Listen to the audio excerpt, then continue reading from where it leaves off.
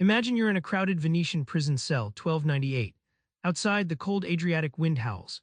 Marco Polo, young but restless, leans close to a scrivener, whispering tales that seem too wild to believe, mountains of salt shining like silver, cities with walls taller than cathedrals, and a mysterious emperor ruling half the world.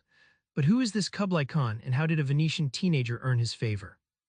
The journey starts long before this cell, across deserts and silk roads where every step hides a new miracle or danger. Before Marco meets the Khan, his family's journey itself is a saga of courage and curiosity. It's not just a trip, it's a bridge between worlds, full of peril and discovery.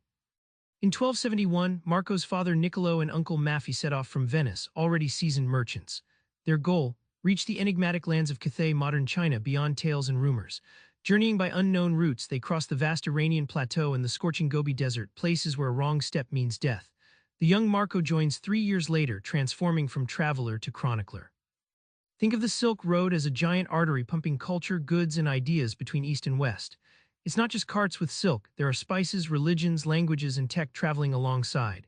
Like a global chat room before the internet, where merchants share news of kingdoms and wonders, shaping the world's imagination decades before Columbus set sail. The journey forces them to master survival skills, negotiating with Karakoram's Mongol princes or dodging bandits near Lake Balkhash. These threats weren't just physical but political. Crossing lands ruled by shifting powers, alliances were fragile. Their ability to adapt, trade favors, and listen made them more than travelers. They were envoys bridging continents. Marco isn't just a guest. He becomes a trusted envoy to one of history's most powerful rulers. But how does a Venetian boy rise in a Mongol empire? When Marco finally arrives at Kublai Khan's summer palace near Chengdu, he's dazzled: sprawling gardens, intricate palaces, and a horde of courtiers. The Khan, curious and pragmatic, tests Marco with questions about Europe. Marco's honest, detailed answers win trust. Soon, Marco becomes more than a visitor. He serves as a diplomat and special envoy on perilous missions across the empire. Marco's success comes from more than luck. It's his knack for cultural intelligence, the skill of understanding and respecting customs, languages, and politics. Imagine playing chess where every piece speaks a different language. Marco learns not only Mongolian but Persian, Chinese, and local protocols, blending in seamlessly.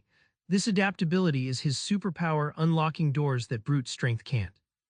The vast Mongol Empire's secret: efficient long-distance governance through trusted messengers like Marco. His travels bring intelligence and trade deals to the Khan, knitting together distant provinces from Siberia to Burma. This early globalization, powered by curiosity and communication, shows how knowledge travels faster than armies, setting the stage for the Renaissance explorers who follow.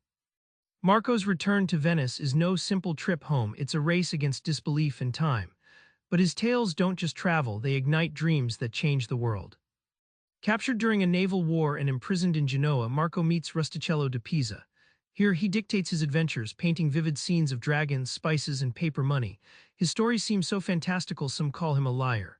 Yet this act of storytelling immortalizes his journey, transforming prison walls into a launchpad for imagination worldwide. Europe struggles to believe Marco's accounts. Dragons, coal, and streets paved with stone clash with medieval expectations, but his detailed observations and undeniable knowledge slowly open minds. It's like hearing tales of airplanes before they existed, seemingly impossible yet undeniable. His tales ignite wanderlust, planting seeds for future explorers, including Columbus. Marco Polo's legacy isn't just the book, it's the Renaissance spark.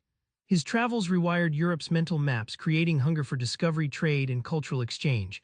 This reminds us, sharing bold, truthful stories can redefine entire eras. The traveler who once walked deserts became a legend who crossed centuries. Back in that cold Genoese cell, Marco's whispers to Rustichello became history's shout, a reminder that the world outside your comfort zone is vast, real, and waiting. Next time curiosity tugs at you, try this. Learn a new culture through its stories or language. You just might unlock your own version of Kublai Khan's favor. Subscribe for more book summaries like this one.